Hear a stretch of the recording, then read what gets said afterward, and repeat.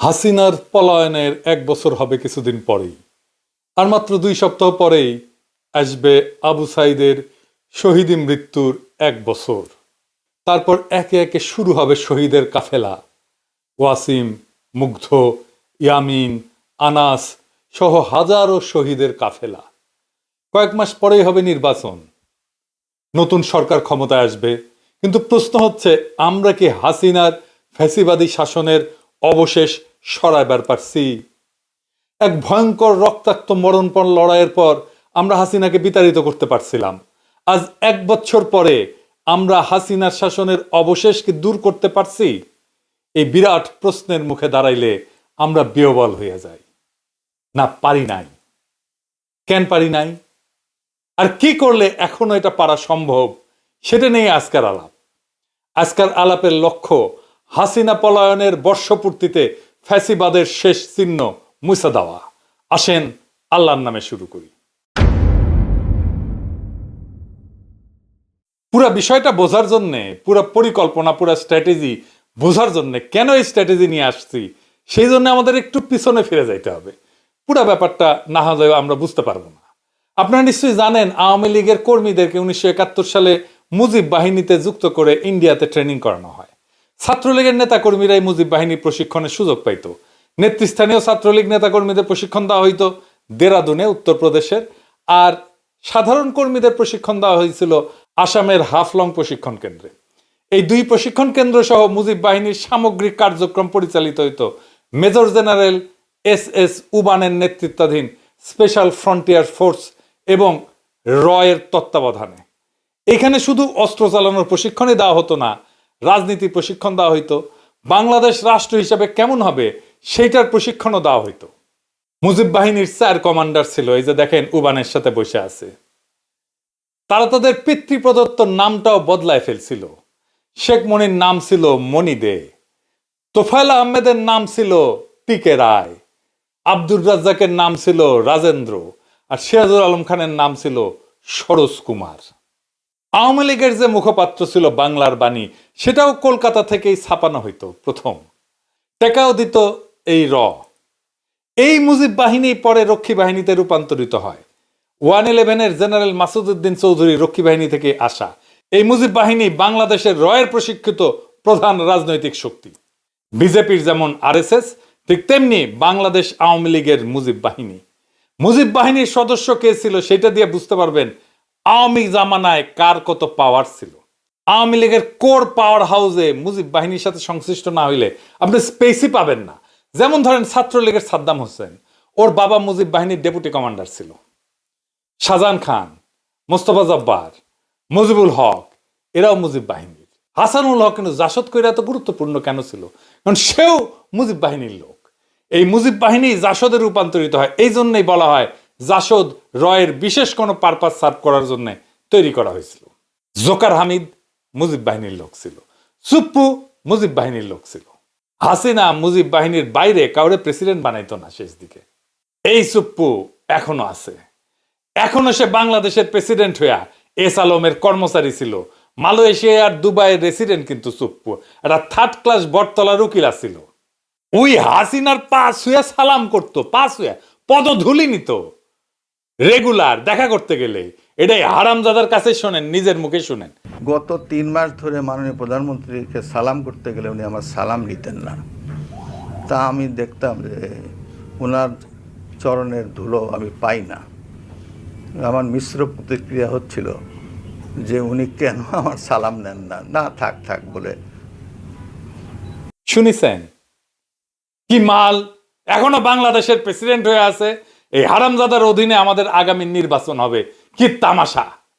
আমাদের পরবর্তী সরকার শপথ নেবে, কি মহা তামাশা! আগামী জাতীয় সংসদের প্রথম অধিবেশনে সে বক্তৃতা দেবে, আর আমাদের নবনির্বাচিত সংসদ সদস্যরা এর ভাষণের উপরে ধন্যবাদ প্রস্তাব আইনা বক্তৃতা করবে। হায় হায়, এই ছিল আমাদের কপালে। সে ছাত্রলীগ করত, সে গর্ব ভৈরা বলে, শুনেন। আপনি কি রাজনীতি করতেন? আমি বললাম, জি মাননীয় প্রধানমন্ত্রী, আমি ছাত্রলীগ করতাম। যেই বর্বর দল, যেই মাফিয়া গুন্ডা বাহিনী আজকে নিষিদ্ধ, ওরে 5ই আগস্টে পাছায় লাথি দিয়া ভাগায় দেওয়া উচিত ছিল। সেটা হয় নাই। সেটা না হওয়ার কি সমস্যা হয়েছে আপনারা পদে পদে বুঝতে পারতেছেন। কোনো কিছু করা যাচ্ছে না, না জুডিশিয়ারিতে, না আর্মিতে, না প্রশাসনে, না পুলিশে, কোথাও না। জুলাই সনদ করা যাইতেছে না, সংস্কার করা যাইতেছে না, সবকিছুর পিছনে এই সুপ্পু। এই অন্তর্বর্তীকালীন সরকার কোনো কার্যকর নিয়ন্ত্রণ প্রতিষ্ঠা করতে পারতেছে না। প্রশাসনের উপরে, ব্যুরোক্রেসির উপরে, স্টেটের উপরে, রাষ্ট্রের উপরে এই অবস্থা চলতে পারে না। এই অবস্থা আশু পরিবর্তন দরকার, যেন বিপ্লবের অসমাপ্ত কর্তব্য সম্পন্ন করতে পারি। একটা কাজ করলেই সেটা সম্পন্ন হইতে পারে। কি সেটা?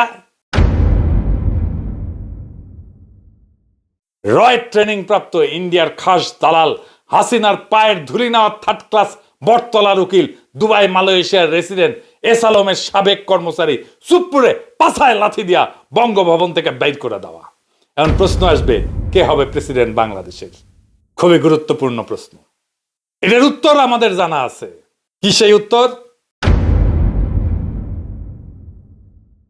একজনই আছেন বাংলাদেশের প্রেসিডেন্ট হওয়ার যোগ্য, তিনি বেগম খালেদা জিয়া, যিনি আমাদের ইতিহাসের মহানায়ক, যিনি আমাদের প্রজন্মকে শিখাইছেন মাথা উঁচু করে লড়াই করতে, যিনি বলছিলেন ওদের হাতে গোলামির জিনজির, আমাদের হাতে স্বাধীনতার পতাকা, যিনি দল মতের ঊর্ধ্বে উঠা আজ জাতীয় ঐক্যের প্রতীক হয়েছেন।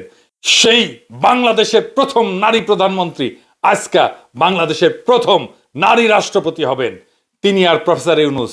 এই দুই মুরব্বী মিলা আমাদের নতুন বাংলাদেশের সূচনায় পৌঁছে দেবেন।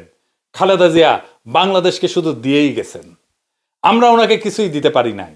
বাংলাদেশ উনাকে রাষ্ট্রপতি বানায় নিজে সম্মানিত হতে চায়। বাংলাদেশের ইতিহাসে এমন দুই নেতার অভূতপূর্ব অভিভাবকত্ব আমরা আর কোনোদিন পাবো না। আমরা এই সুযোগ হারাইতে চাই না। আমরা বেগম খালেদা জিয়ার অধীনে নির্বাচন করতে চাই। আমাদের সংসদ সদস্যরা বেগম খালেদা জিয়ার কাছে শপথ পড়ুক, এইটা আমরা চাই। আমরা সেটা দেখতে চাই। ওই শপথের মূল্য অনেক। ওনারা অভিভাবকত্বে থাকলে নির্বাচন এর চাইতে ভালো আর কখনো হবে না। কোনো পুলিশ মিলিটারি লাগবে না, এমনি এমনি শান্তিপূর্ণ এবং উৎসব মুখর নির্বাচন হবে, লিখে রাখতে পারেন। এইবার প্রশ্ন, বিএনপির কি হবে? উনি তো চেয়ারপারসন বিএনপির। ন্যাচারালি বিএনপির দলীয় পদে বেগম খালেদা জিয়া থাকতে পারবেন না। প্রেসিডেন্ট হলে সেই পদ ছাড়তেই হবে। তারেক রহমান এখন যথেষ্ট ম্যাচিউরড, উনার দলের পূর্ণ দায়িত্ব নিয়ে আগামী নির্বাচনে দলের নেতৃত্ব দেওয়া প্রয়োজন। উনি হবেন বিএনপির চেয়ারপারসন। আমাদের দেশের যত শঙ্কা সব কেটে যাবে বেগম খালেদা জিয়া যদি প্রেসিডেন্ট হন। খালেদা জিয়া মাথার উপরে আছেন, এটাই আমাদের বড় আশা, বড় ভরসার জায়গা। এটাই বাংলাদেশের নিরাপত্তা। উনি আমাদের আয়ু নিয়ে বেঁচে থাকুন। যতদিন আমাদের মধ্যে আছেন তিনি মহামান্য রাষ্ট্রপতি হিসেবেই থাকবেন। আর এই কাজ করতে হবে আগামী 5ই আগস্টের আগেই। আমরা খালেদা জিয়াকে নিয়েই ফ্যাসিবাদের পতনের বর্ষপূর্তির উৎসব করতে চাই। বর্ষা বিপ্লবের পর একটা বছর কেটে গেছে।